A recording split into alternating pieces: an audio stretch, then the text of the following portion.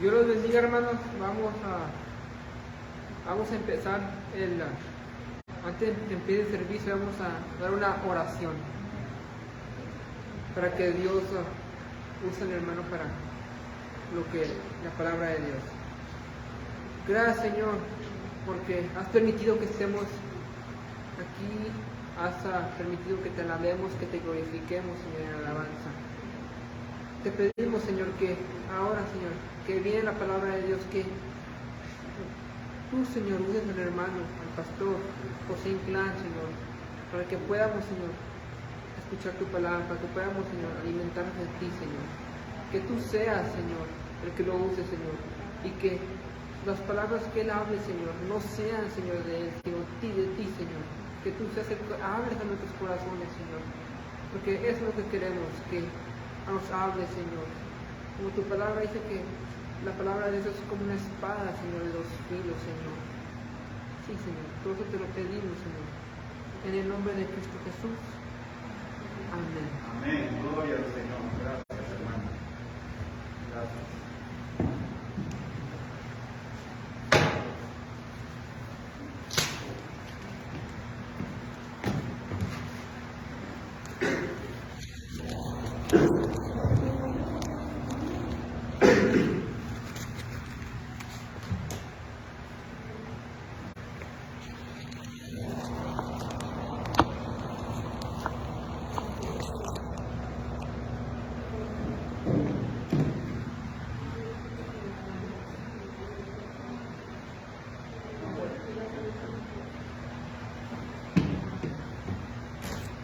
Muchas gracias, hermanos. Buenas tardes, sean todos bienvenidos a Iglesia Cristiana Palabra de Vida. El servicio de hoy, sábado 10 de septiembre del año 2022. Un saludo a las personas que se están conectando en este momento a través de las redes sociales. Si están en San Antonio, los invitamos a asistir a nuestra iglesia. Está localizada en 1110 Chicago Boulevard, San Antonio, Texas, 78210. Estamos a sus órdenes. Recuerden que los servicios son los sábados de 4 en adelante, ¿sí? Sean todos bienvenidos. El día de hoy, hermanos, tenemos un tema que, bueno, a pesar de que ya hemos leído muchas veces estos textos que vamos a ver el día de hoy, sencillamente el Señor tiene siempre algo nuevo para cada quien, algo nuevo para su congregación. Y en esta ocasión, pues, Él me puso en mi corazón el hablar sobre un pasaje en la Biblia que habla de cosas que mucha gente lo toma como de susto o como de temor, ¿sí? Pero no se trata de eso. El Señor siempre, cuando Él habló con su pueblo, cuando Él habló con sus seguidores, siempre habló palabras de esperanza y palabras de vida. No había en ningún caso ninguna intención de hacer daño a nadie. Al contrario, aquí se trata de buscar lo bueno, de buscar la vida, de buscar el camino a Dios. Y precisamente lo vamos a entender mejor con el tema de hoy, que está basado en el libro de Mateo, en el capítulo 24. Y vamos a leer varios versículos de este capítulo. Pero antes, quisiera que me acompañaran con una oración. Señor Padre eterno, te doy gracias en este día porque has tenido a bien darnos un mensaje más, en esta ocasión, sobre las advertencias que tú quieres hacer a tu pueblo, Padre, para reconocer que tú eres Dios y para reconocer que solamente en ti hay vida eterna. Señor, te damos gracias por esta oportunidad y te pido, por favor, que me encuentres digno de transmitir tu mensaje, Señor, para que todas las personas que lo escuchen se edifiquen y que su espíritu se fortalezca cada vez más en ti, Padre bendito. Que su fe se fortalezca y crezca, que su fe sea patente, que la podamos ver todos y que sobre todo aquellas personas que no se han acercado a ti o que no te conocen, Señor, que al vernos a nosotros tengan una idea de quién eres. Te damos gracias en el nombre de Jesús. Amén. Vamos por favor a Mateo 24, versículo 1. ¿Sí lo quieren? Cuando lo tengan digan amén.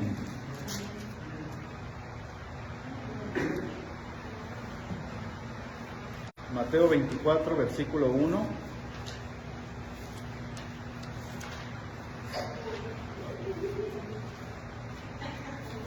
¿También? Amén.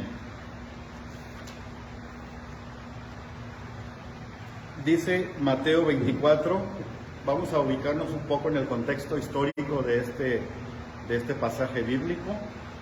Aquí se establece una situación en la que Jesús va caminando con sus discípulos y en este preciso momento hay una interacción con ellos, y es ahí donde da pie a esta gran profecía de nuestro Señor. Y dice así: cuando Jesús salió del templo y se iba, se acercaron sus discípulos para mostrarle los edificios del templo. Respondiendo él, les dijo: ¿veis todo esto? De cierto os digo que no quedará aquí piedra sobre piedra que no sea derribada. Y estando él sentado en el monte de los olivos, los discípulos se le acercaron aparte, diciendo: dinos, ¿cuándo serán estas cosas? ¿Y qué señal habrá de tu venida y del fin del siglo? Respondiendo Jesús les dijo: mirad que nadie os engañe, porque vendrán muchos en mi nombre diciendo: yo soy el Cristo, y a muchos engañarán. Y oiréis de guerras y rumores de guerras. Mirad que no os turbéis, porque es necesario que todo esto acontezca. Pero aún no es el fin, porque se levantará nación contra nación y reino contra reino, y habrá pestes y hambres y terremotos en diferentes lugares, y todo esto será principio de dolores. Hasta ahí. Creo que nos ubicamos muy bien en esta situación, pero hay cosas que no hemos comentado. Cuando el Señor estaba con los discípulos, ¿se han preguntado por qué razón los discípulos le decían: mira qué bonitos edificios? ¿Por qué mencionan eso los discípulos si Jesús conocía perfectamente el templo y los edificios del templo? ¿A qué se debe? ¿Cuál era la razón por la que los discípulos estaban exaltando la construcción material que estaba ahí? ¿Sí se han preguntado? ¿Qué quiere decir esto? ¿O qué hay detrás de esta exaltación que hacen los discípulos del templo y los edificios? En primer lugar, se creía que el Señor, Dios Todopoderoso, habitaba en el templo, en una construcción hecha por manos de hombres, cosa que el Señor había dicho una y otra vez que no era tal. El Señor dijo que Él no habitaba en templos hechos por manos de hombres. Punto. Él así lo dijo varias veces, desde el Antiguo Testamento. Sin embargo, ¿por qué los discípulos decían: mira qué hermosura, mira todo esto? Los discípulos lo que querían darle a entender a Jesucristo era todo lo que había hecho el pueblo de Israel por su Dios. A eso se refería. Ellos querían exaltar la obra, nada más la obra del pueblo de Israel, por reconocer que Dios es Dios y por atender lo que Dios demandó en aquel entonces desde Éxodo, Levítico, Números, etc. Porque la construcción del templo, con todas sus medidas, con todas sus características, con todos sus utensilios, con todos sus adornos, con todas sus protecciones, fue determinado por Dios. Y se lo estableció a Moisés. Y fue Moisés quien lo puso en escrito para que todos pudieran seguir esas instrucciones al pie de la letra. Pero se dan cuenta cómo los discípulos estaban anteponiendo la obra humana ante Dios mismo. El templo, ustedes saben que tenía varios puntos o varios espacios muy especiales, Había el espacio donde entraba el pueblo, donde entraba la gente con sus corderitos, con sus cabritos, con sus palomas, con sus bueyes, para hacer estos sacrificados y expiar los pecados de ese modo. ¿Sí recuerdan? Ese lugar amplio al que entraban primero, dentro de lo que es el área del templo, se llama el atrio del templo. Y luego está un lugar que se llama el lugar santo. Y en ese lugar santo solamente podían entrar los sacerdotes, los levitas, que iban a llevar a cabo los sacrificios. Porque dentro de ahí, de ese espacio, estaba el altar. Ya hablamos del altar la semana pasada, ¿se acuerdan? Que era un lugar donde se hacían las libaciones de sangre, donde se derramaba la sangre de los corderos, para hacer de esta manera expiando, hacer los que expiaron el pecado de los dueños, etcétera. Había otras cosas ahí, un lavatorio, había varios otros muebles y utensilios propios de las ceremonias rituales judías. Y luego estaba el lugar santísimo. Ahí solamente podía entrar el sumo sacerdote, y solamente una vez al año, en el día de Yom Kippur. ¿Sí?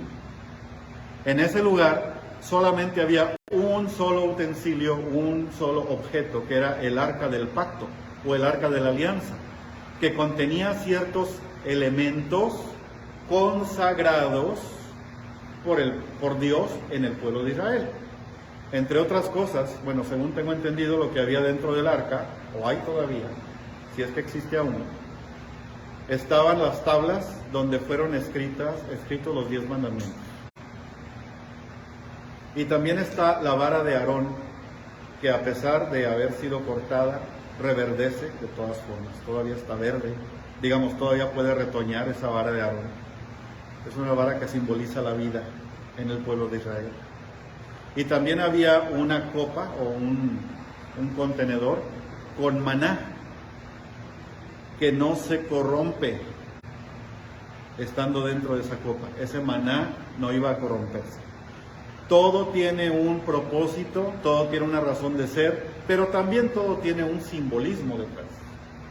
Todos los utensilios del templo, incluyendo el arca del pacto con todos sus elementos, tienen un significado en el pueblo elegido de Dios, que es el pueblo judío.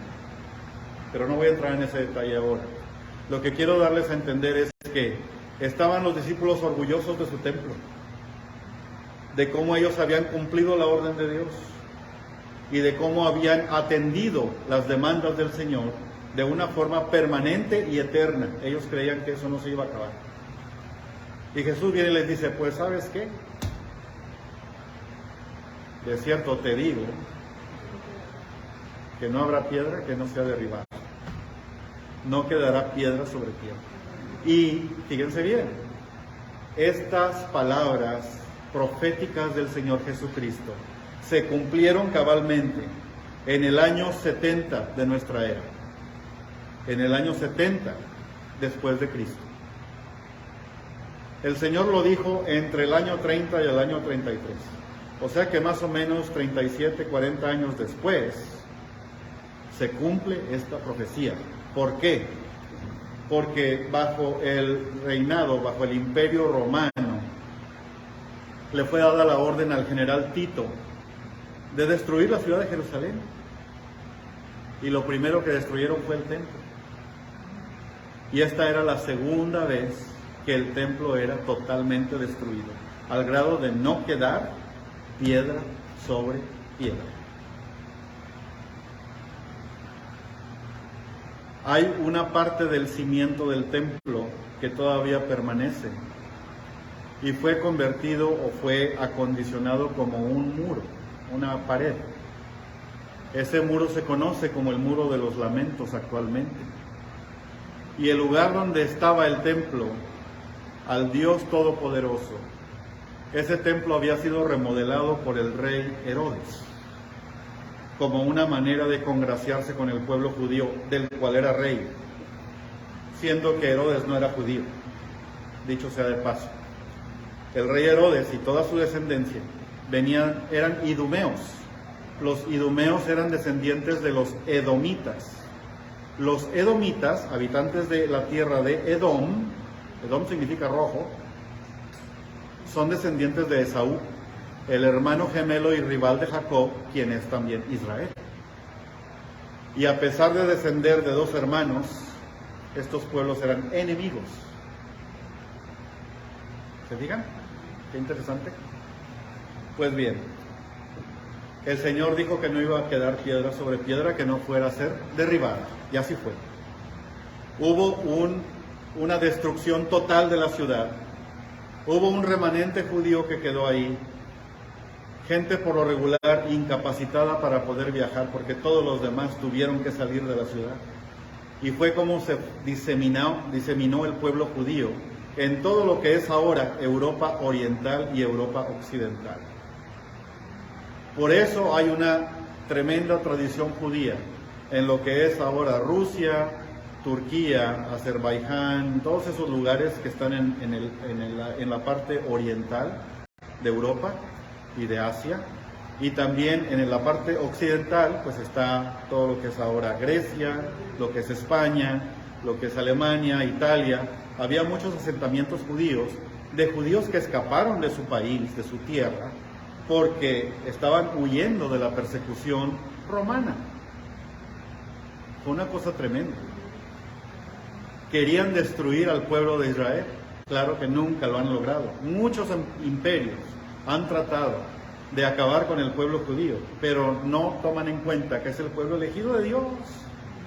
Y Él prometió cuidarlos. Y lo ha cumplido. ¿Se dan cuenta? Muy bien, seguimos. En los siguientes versículos, en el versículo 13 en adelante, dice que estaba en el monte de los olivos, se le acercan los discípulos y le preguntan algo muy interesante. ¿Cuándo serán estas cosas y qué señal habrá de tu venida y del fin del siglo? Fíjense bien, nada más tratando de entender la pregunta que hacen los discípulos. ¿Por qué preguntan cuándo serán estas cosas? Y luego preguntan, ¿qué señal habrá de tu venida? O sea que ya sabían que el Señor iba a regresar. ¿O no? Sí, ¿verdad? ¿Se entiende? ¿Hay lógica aquí? Es interesantísimo cómo ya existía una expectativa en los discípulos de la venida del Señor. Y hay un tema hermoso sobre la segunda venida del Señor que vamos a compartirles dentro de unas sesiones. ¿Ok? Pero dice aquí la respuesta del Señor: mirad que nadie os engañe. Vamos a detenernos un poco aquí. Cuando dice mirad que nadie os engañe, se está refiriendo no solamente a los enemigos de Dios tratando de engañar a los elegidos de Dios. ¿Se fijan? No se refiere solamente a eso. Se refiere también a algo que está mucho más allá de nuestro entendimiento. El Señor habla también, hay una profecía, hay una escritura que Pablo la establece también, no sé cuál es exactamente, pero él habla de que el Señor le va a dar un poder engañoso a todos aquellos que no reconocen a Jesús. ¿Sí recuerdan eso? Tuvimos un tema completo sobre eso, el poder engañoso, ¿se acuerdan? Ese poder engañoso implica que el Señor va a permitir que tú te pierdas en tu atrevimiento de negar al Señor y de negar su verdad y de negar su palabra y de estar en contra de lo que el Señor te está dando. O sea, mirad que nadie os engañe, ni siquiera ese poder engañoso que el Señor va a permitir que ocurra en el mundo. Por eso hay gente confundida que dice, pues, ¿esto vendrá de Dios o vendrá del diablo? Hay gente que duda. Es que oí voces. ¿Vendrán de Dios o vendrán del diablo? ¿Cómo es posible que haya esa confusión? ¿Cómo es posible que todavía haya dudas? Dentro de las mismas congregaciones se va a dar esta confusión tal y como se las estoy diciendo. Dentro de las iglesias Hay gente que todavía no cree que Dios les habla. Hay gente que todavía no entiende que es Dios hablándote cuando lees su palabra. Hay gente que dice, es que no entiendo. Dios, por favor, dame sabiduría para entenderte. Sí, el Señor te la va a dar. Pero que no sea porque tú no quieres entender. Porque no nos gusta lo que nos dice el Señor a veces. Nos dice que nos arrepintamos de nuestros pecados. Nos dice que nos vayamos y no volvamos a pecar, como le dijo a esa mujer adúltera.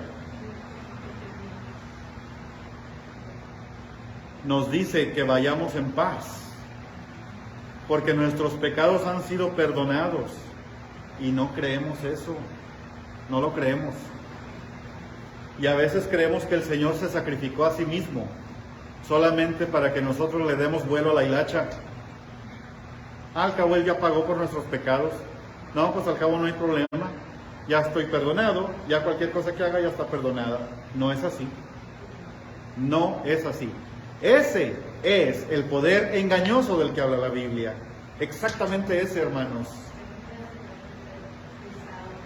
Gracias, hermana. Segunda de Tesalonicenses 2:11. Gracias. Lo tenía en la punta de la lengua. Segunda de Tesalonicenses 2:11. Vamos a su Biblia. No pierdan Mateo porque vamos a regresar. Segunda de Tesalonicenses 2:11. Para ver exactamente qué es lo que dice.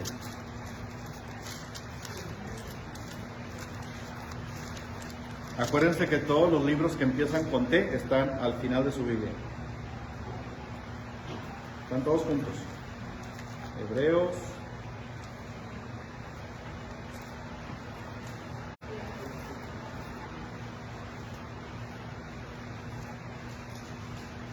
¿Ya lo hallaron?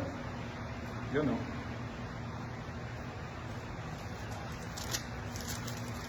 Filipenses,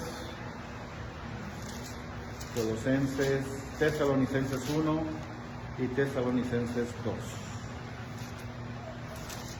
Segunda de Tesalonicenses 2:11 dice lo siguiente. Bueno, vamos a leer desde el 10. Y con todo engaño de iniquidad para los que se pierden, por cuanto no recibieron el amor de la verdad para ser salvos.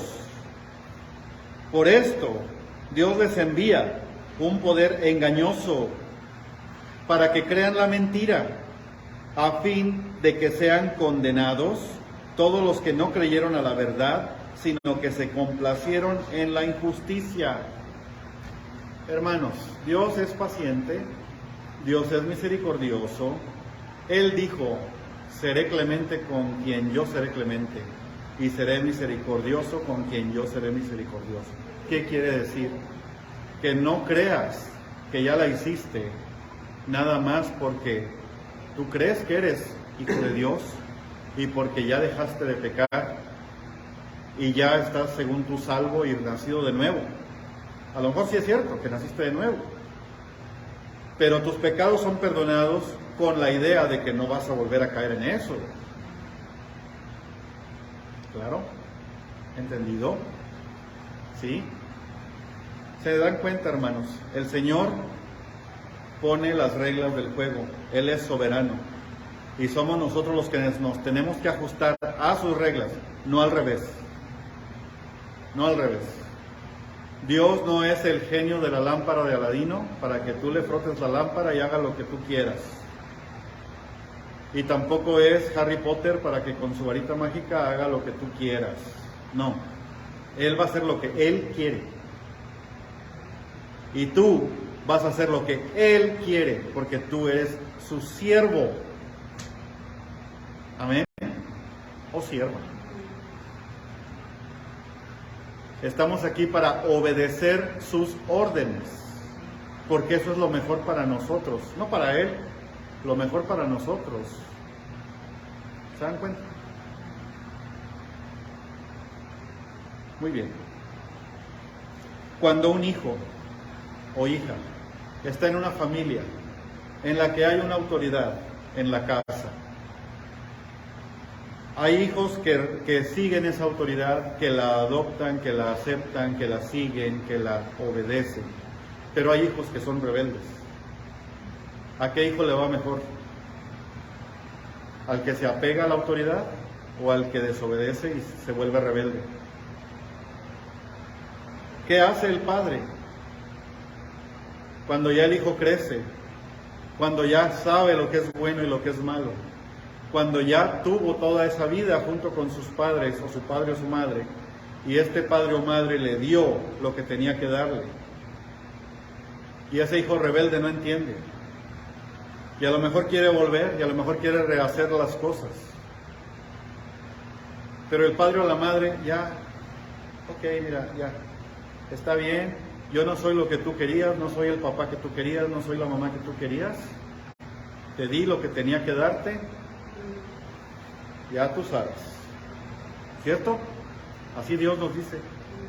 Ya te dijo lo que te tenía que decir, ya te dio lo que te tenía que dar, ya le diste gracias por la vida y por la salvación, le diste gracias por la vida de su Hijo Jesucristo, que vino a redimir tu pecado,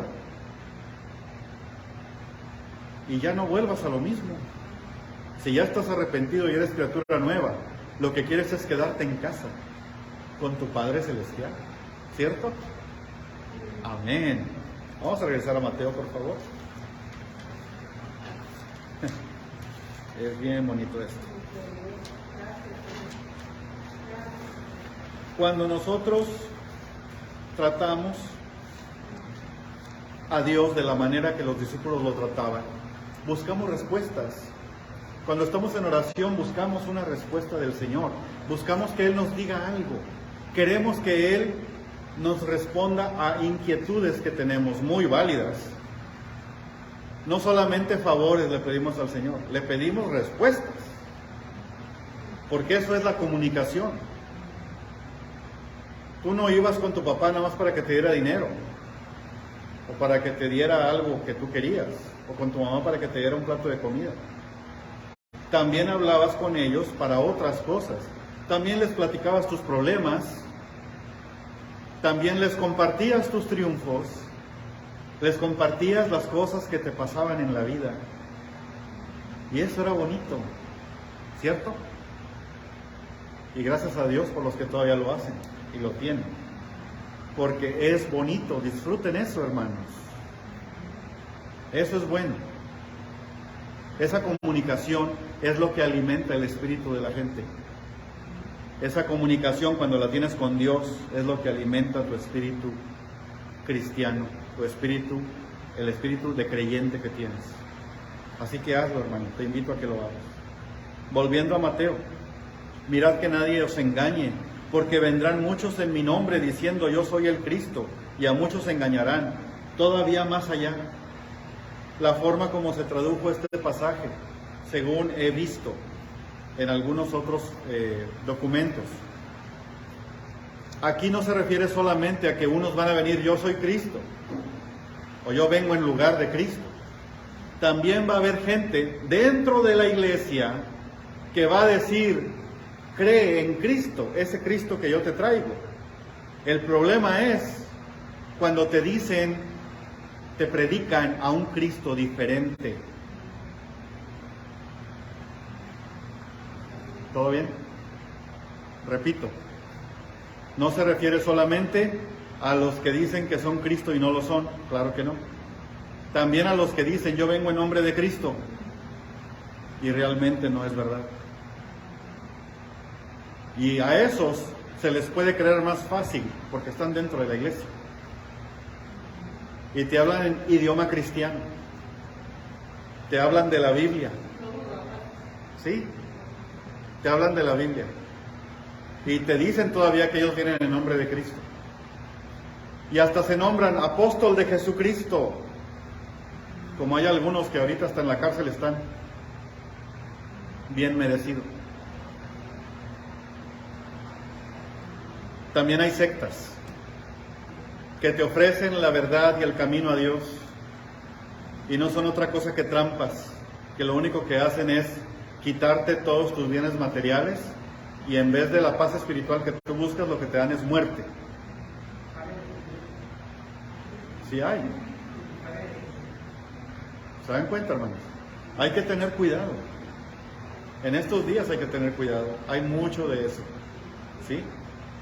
Por eso es importante, mirad que nadie os engañe. Y oiréis de guerras y rumores de guerras. Mirad que no os turbéis, porque es necesario que todo esto acontezca, pero aún no es el fin. Hermanos, ¿acaso no hemos oído de guerras y de rumores de guerras? Sí. ¿Será el fin ya? No. ¿Por qué no? Porque hay cosas que no se han dado. Y ahorita vamos a ver cuáles son. Aquí mismo vienen en este capítulo de Mateo. Sí, ahorita los vemos. Pero es importante, hermanos, que vamos a escuchar y a seguir escuchando de guerras y rumores de guerras. Pero a un nivel espiritual, que es todavía peor que lo que estamos oyendo ahorita. Imagínense ustedes que hay una guerra de ideas, una guerra espiritual, en la que hay gente que está abogando por una idea de vida que es totalmente diferente a la que establece el Señor en su palabra. Y no estoy hablando nada más de otras religiones, de que el budismo, que el hinduismo, que el sintoísmo, que esto y que aquello, el islam. No estoy hablando de religiones en sí. Estoy hablando de ideas en las que ponen a un Dios diferente al que se nos ha predicado y al que estamos predicando nosotros.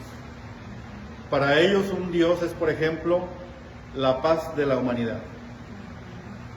Para otros su Dios es el medio ambiente. Que se habla del calentamiento global como si fuera el apocalipsis. Y hermanos, cuidado, cuidado. Muchas veces, en aras de cuidar el medio ambiente, se eliminan cosas que están afectando la vida humana. Hay un concepto que les voy a compartir, se llama desarrollo sustentable y se ha manejado mucho. Este concepto se creó o se empezó a difundir en 1992 en una cumbre de varios países sobre el medio ambiente en Brasil. Y empezaron a hablar del desarrollo sostenible o sustentable. Y de lo que se trata esto es lo siguiente: cuida el medio ambiente con tal de que los pueblos puedan seguir manteniéndose de lo que la tierra produce. A eso se refiere. Y como ejemplo daban el Amazonas. Por eso se hizo en Brasil esta cosa, este evento. Porque estaba todo el mundo alarmado. El Amazonas se está acabando. Vienen las compañías a tumbar árboles para explotar la madera y convertir esos campos en campos de cultivo de soya para poderlo vender y alimentar puercos en China. Es lo que está pasando ahorita. Pero están dándole en la torre a una tercera parte de la producción de oxígeno del aire del mundo. Porque es tan grande el Amazonas que eso representa para nosotros. Y a lo mejor los puercos van a estar muy bien alimentados, pero ¿qué pasa con el oxígeno disponible en el medio ambiente, en todo el mundo? Pues cuidado. ¿Se dan cuenta? Y todo el mundo, ¿cómo se dice? Escandalizado por eso. Y ahora resulta que ya no hay tanto problema. Todos estos conceptos e ideas se basan en la ciencia. Y la ciencia no siempre te puede dar las respuestas que buscas. La ciencia no solamente se equivoca, sino que cuando se equivoca y hay cosas nuevas que refutan lo que se creía antes, tarda mucho tiempo en cambiar. ¿Se dan cuenta? Ejemplo, la edad de los fósiles de los dinosaurios y de esos seres extraños llamados homínidos que apoyaban la teoría de la evolución de Darwin. Ese es un ejemplo. Metían un sistema que se llama carbono 14 para poder determinar la edad. Y según el carbono 14, que es algo radioactivo ahí, te dice, pues este fósil tiene 180,000 años. Y luego resulta que al hacer estudios adicionales y compararlo con otras técnicas, encontraron que el carbono 14 era impreciso, bajo los términos que ellos tenían. Ah, no, fíjate que no eran 180,000 años, era menos, eran nada más 7,000 años. Bueno, me equivoqué por muy poquito, ¿verdad? Unos cuantos miles de años nomás. Y eso se va dando. La misma ciencia está corroborando o refutando lo que se conocía anteriormente. Hay leyes físicas, biológicas, que no se han refutado, que siguen vigentes. La ley de la gravedad, por ejemplo. La ley de la conservación de la masa. La ley de la conservación de la energía. Dicen, bueno, es que la materia no se crea ni se destruye, solamente se transforma de una forma en otra. Pues sí, qué padre, quedó demostrado. Y luego viene un tipo llamado Alberto Einstein que dice que no es cierto, que hay condiciones en las cuales eso no es cierto. Y todos, a ver, espérate compadre, barájamela más despacio. Y él demuestra con sus fórmulas que así es. Conforme te alejas de la Tierra, la masa ya no es constante y depende de otras cosas. Qué interesante, ¿verdad? Pero bueno, volviendo al tema. Podemos ser engañados incluso por la ciencia, que te muestra hechos y tú los crees porque en tu mente materialista le crees más a eso que a las cosas que tú sabes por fe. Y es muy difícil para una persona que está acostumbrada a demostrar cada cosa que conoce con bases materiales y científicas. Es muy difícil que pueda hacer lo mismo con las cosas que solamente se pueden conocer por fe. Y este es el caso. Cuando el Señor habla de guerras y rumores de guerras, en esta parte de Mateo, se está refiriendo no solamente a nación contra nación y reino contra reino material, se refiere también a reino contra reino espiritual.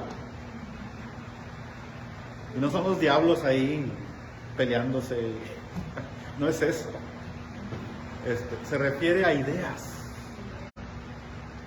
Y que la ideología de género, y que la ideología de esto y de aquello, y que ahora las leyes están siendo forzadas a adoptar ideologías contrarias a la palabra de Dios. ¿Se dan cuenta? Eso es parte de estas guerras de las que se habla. Y sí se están dando ahorita. Y no podemos ver si hay un triunfador o un perdedor. Claro que va a haber, ¿sí? Y ya sabemos. Pero precisamente por eso el Señor nos lo dice, para que estemos preparados. Una cosa interesante aquí es que el Señor está hablándoles en la primera parte del capítulo 24 de Mateo a sus discípulos en segunda persona. ¿Qué quiere decir en segunda persona? Les está hablando de mí a ti. Yo te digo esto, yo les digo a ustedes. Se está dirigiendo a ustedes. Ustedes esto otro, ustedes aquello. Pero hay una parte en Mateo 24 donde ya cambia la forma de hablar del Señor. Y ya no les habla a ustedes, a los discípulos, sino habla en general al pueblo. Tercera persona. Gente que no está presente. ¿Sí? Y ahorita vamos a ver eso. Primero vamos a hablar de la segunda persona. Oiréis de guerras, rumores de guerras. Mirad que no os turbéis. No se me agüiten, ¿sí? No se achicopalen, porque es necesario que todo esto pase, pero aún no es el fin. O sea que ellos tenían una especie como de temor y curiosidad por saber cuándo iba a ocurrir todo esto y cómo, ¿sí? Y luego explica el Señor en el versículo 7, porque se levantará nación contra nación y reino contra reino. Y habrá pestes y hambres y terremotos en diferentes lugares.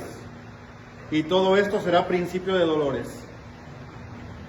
¿Han oído hablar de lo que es la Guerra Santa? ¿Han escuchado ese término alguna vez? Es una guerra basada en religión.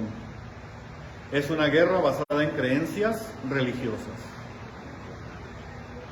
Es una guerra en la que algunas naciones, como por ejemplo las naciones musulmanas, ellos decían, Dios me dijo que fuera a matar a todo este otro pueblo, como lo hacía el Señor con Josué cuando estaban conquistando la tierra prometida, que estaban exterminando pueblos completos. De esa manera todavía hay gente que dicen que su Dios, que aparentemente según ellos es el mismo que el nuestro, no es verdad, ¿sí? Es que nos dijo, tenemos la obligación, y en nuestro libro sagrado dice que debemos acabar con todos los infieles, y los infieles según ellos somos nosotros, y todos los que no piensen como ellos. Y por eso tenemos al ejército islámico que está matando cristianos a diestra y siniestra, está matando gente que no es musulmana, e incluso los mismos musulmanes, por tolerantes, los están matando también, como pasó en Siria y en Afganistán. Qué feo, ¿verdad? Eso es a lo que se refiere el Señor con nación contra nación y reino contra reino. ¿Se fijan? Son guerras motivadas por ideologías, son guerras motivadas por la fidelidad a un Dios que no es el único Dios verdadero. ¿Se dan cuenta? Pero todavía no estamos siendo amenazados nosotros por esas naciones y esos reinos. Les digo, va a llegar el momento en que sí. Y en ese momento sí se va a aplicar lo que dice la profecía. Habrá pestes y hambres y terremotos en diferentes lugares, y todo esto será principio de dolores. Algo importante aquí. Cuando la Biblia habla de terremoto, está hablando de un movimiento de tierra que les afecta a todos, no nomás a unos cuantos, ¿verdad? Hay una relación directa entre terremoto y un cambio en la vida de la gente, una resurrección. Cuando más adelante en Mateo y en Lucas también, se habla de terremoto cuando el Señor fue crucificado y murió. ¿Sí recuerdan? Habla de un terremoto que incluso se abrieron las tumbas y empezaron a ver a gente que había muerto. La empezaron a ver caminando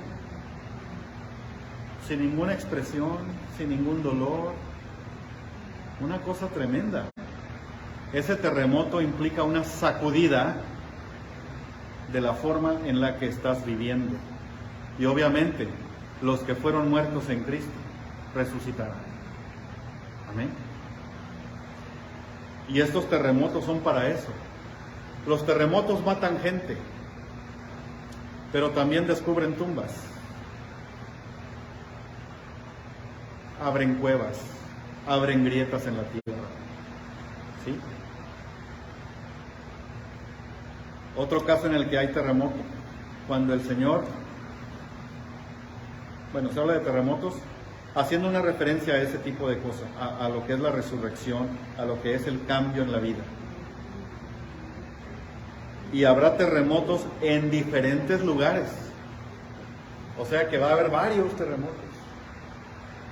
La gente está preocupada porque están monitoreando, los científicos, otra vez la ciencia, están monitoreando los movimientos de tierra que hay en el área del Pacífico. ¿Han oído hablar del Pacific Rim o el Aro del Pacífico? Es una serie de volcanes que están todos aparentemente conectados internamente por placas tectónicas y que ocupan desde Hawái, Japón, Filipinas, todo alrededor hasta Alaska, por la parte oeste de Estados Unidos, Oregón, California, Canadá también, hasta Baja California, en México. Es como que le da la vuelta, ¿se fijan? Una gran parte del terreno del mundo. Cuando estos volcanes empiezan a hacer erupción al mismo tiempo, lo único que va a haber ahí son terremotos. Y dicen que hasta se va a hundir la ciudad de Los Ángeles, se va a separar del continente. Hawái va a ser historia, Japón va a ser historia, Corea, Baja California. ¿Se digan?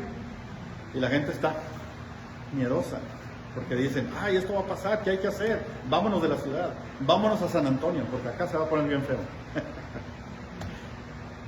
Ya hay terremotos allá, se registran muy frecuentemente. Hay unos que ni se sienten, pero lo registran los equipos. ¿Sí? Y obviamente hay gente sensible que dice, vámonos de aquí, porque esto puede que no dure mucho, ¿verdad? Y es interesante que históricamente también se han dado terremotos muy fuertes en esa zona. Recuerdo el terremoto de San Francisco, en 1994. ¿Cuánta gente no murió? Tengo entendido que fueron 11,000. Pero fue una cosa tremenda. Y así, eso no es nada comparado con lo que se espera que va a venir. Y bueno, no es que tengamos que tener miedo o tengamos que estar pendientes de lo que esté pasando ahí.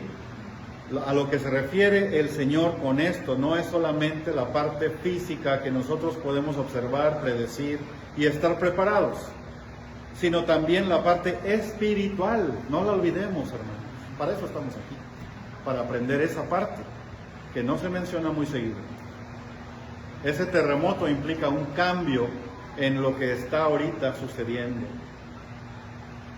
Se va a abrir la tierra, va a haber demasiadas separaciones entre diferentes placas tectónicas, tal vez gente va a morir, tal vez muchas cosas van a ser destruidas, pero lo importante es que esto es parte de una profecía. Y eso es el principio, apenas el principio, de dolores. ¿Sí? Las palabras que se utilizan aquí, en el griego, en que fue escrito este libro, se refiere principalmente a dolores de parto, porque según el entendimiento que había en aquel entonces, no había peor dolor que un ser humano pudiera sentir que el dolor de la mujer durante el parto. Ni siquiera el dolor de muelas. Amén. Es por eso que se habla aquí de todo esto será principio de dolores. Entonces os entregarán a tribulación y os matarán. Les está hablando a ellos. Hagan de cuenta que si yo fuera el Señor y ustedes fueran los discípulos, les digo, es que ustedes van a pasar por tribulación y los van a matar a ustedes. ¿Qué sentirían si les dijera eso? Y os matarán, y seréis aborrecidos de todas las gentes por causa de mi nombre. Muchos tropezarán entonces. Aquí ya empieza a hablar de la tercera persona.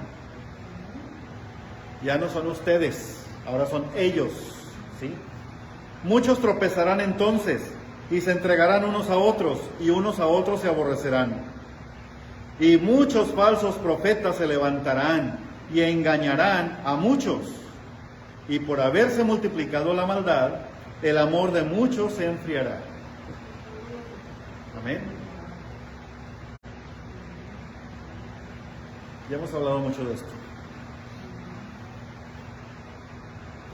Pero lo que poco hablamos es este versículo 10. Muchos tropezarán entonces y se entregarán unos a otros, y unos a otros se aborrecerán.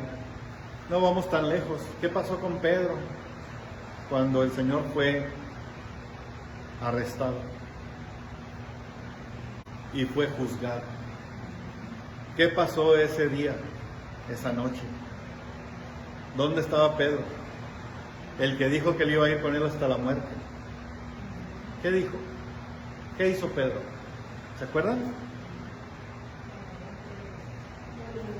Lo negó 3 veces. Ahora yo te pregunto a ti, ¿qué hubieras hecho tú en el lugar de Pedro?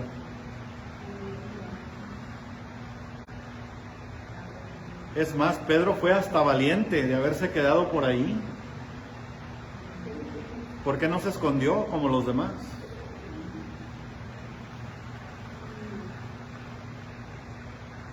¿Qué dice la palabra? después de la tercera vez que cantó el gallo? ¿Qué hizo Pedro? Lloró amargamente. ¿Por qué lloró? Porque se dio cuenta que su amor no era tanto. Se dio cuenta que era más humano que otra cosa. Se dio cuenta que no podía él sostener su propia promesa, porque ya no estaba el Señor con él. Se dio cuenta de eso. Y por eso lloró amargamente. Y se arrepintió también. Cambió su mentalidad. ¿Por qué digo eso? Porque en sus cartas, las cartas de Pedro, se demuestra que él estuvo ya dispuesto a morir por Jesucristo y por la obra del Evangelio. Y así fue. En Hechos se menciona. ¿Se fijan? Así tú y yo, hermanos. Así tú y yo. No somos capaces de no negar al Señor. Sin embargo, tenemos que estar dispuestos a dar nuestra vida por su obra, por amor a Él, porque nuestra vida le pertenece a Él. Así de simple. Amén. Así que vamos a ver este punto importante. Después el versículo 12 dice que por haberse multiplicado la maldad, el amor de muchos se enfriará. ¿Qué es eso?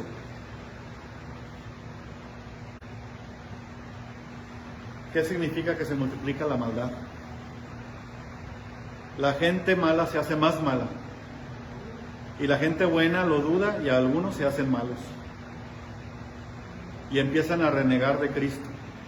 Empiezan a renegar de Dios. ¿Cuánta gente no hay que se va de la iglesia renegando? De la iglesia y de Dios. No, pues es que está bien aburrido ahí. Son bien poquitos y además no ponen alabanzas de esas que se bailan. Mejor me voy.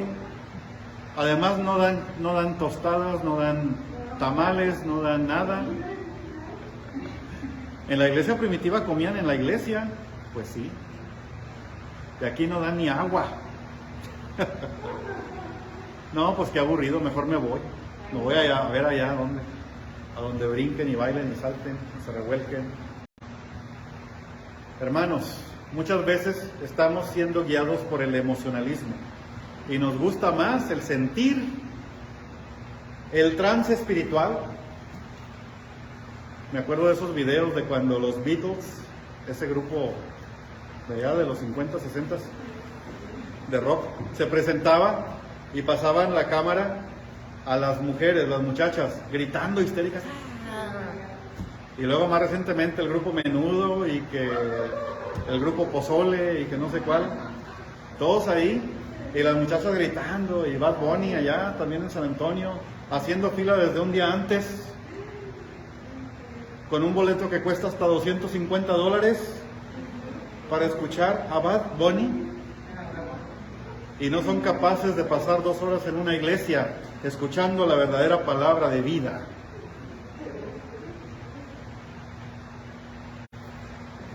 Que si estoy criticando esas cosas, sí, discúlpenme, pero sí tengo que criticarlo porque para mí es una comparación muy, muy fuerte y muy grosera.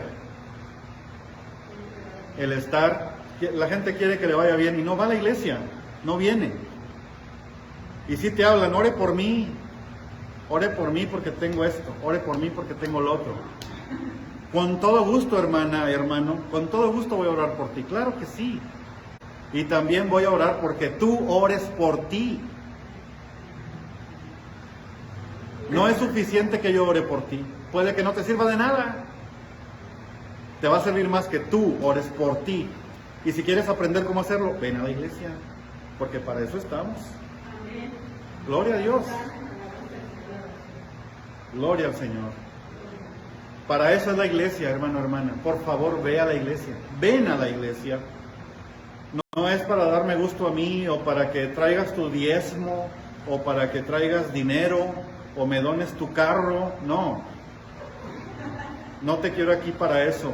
Te quiero aquí para que aprendas cómo adorar a Dios, cómo dirigirte a Él, cómo orar. Por favor, ven, te estamos esperando. Porque ¿sabes qué? Necesitas eso. Ponte a pensar. Necesitas eso. Y no lo puedes conseguir fuera de la iglesia. Y no lo vas a ver en un video de YouTube. Ven a la iglesia. Te aseguro que de aquí no sales igual que como entraste. Te aseguro que vas a traer algo que te edifique a ti y a tu familia. Porque es mi responsabilidad darte eso. Y mientras el Señor permita que su Santo Espíritu esté en nuestros corazones, vamos a proporcionarte lo que necesitas para tu edificación en Cristo. Amén. Así que no nos confundamos y no nos vayamos por la tangente. El Señor Jesús hizo una profecía. Algunos la tomamos por advertencia, pero más que advertencia es una promesa. ¿Se fijan?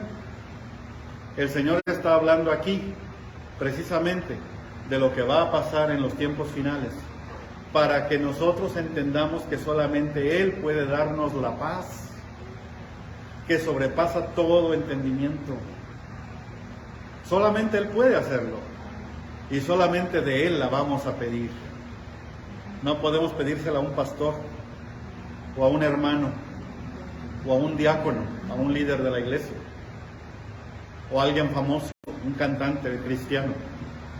La paz nos la va a dar solamente Cristo, y solamente mientras estemos orando con Él, mientras estemos en intimidad con Él, en esa hermosa relación que Él quiere que tengamos con Él. Así que los invito, hermanos, a hacer esto de ahora en adelante. Vamos a orar. Padre de misericordia, te doy gracias por tu mensaje, te doy gracias por tu promesa, te doy gracias, Señor, por la profecía en la que nos anuncias lo que habrá de venir, en la que tú estableces tu plan perfecto para todos nosotros, seamos siervos tuyos o no, Señor. Todos tenemos un destino, todos tenemos un propósito que tú has establecido para cada quien, y te damos gracias, Señor, por eso. Te damos gracias, Padre, porque en esta vida hemos de tener aflicción, como lo dice tu palabra, pero hemos de confiar en ti, porque tú has vencido al mundo y todo lo que hay en él. Te damos gracias, Señor, porque tú nunca nos abandonas, porque tú has prometido que siempre vamos a estar contando contigo, Señor. Te damos gracias, Señor, en el nombre poderoso de Cristo Jesús. Nos arrepentimos de todas nuestras fallas en este momento, de todas nuestras faltas, todos nuestros errores, de todas las ofensas que te hemos hecho a ti, Señor, porque sabemos y reconocemos que tú eres Dios de vida, tú eres Dios de pactos, tú eres un Dios de promesas, pero también eres un Dios de justicia, eres un Dios de orden, Señor.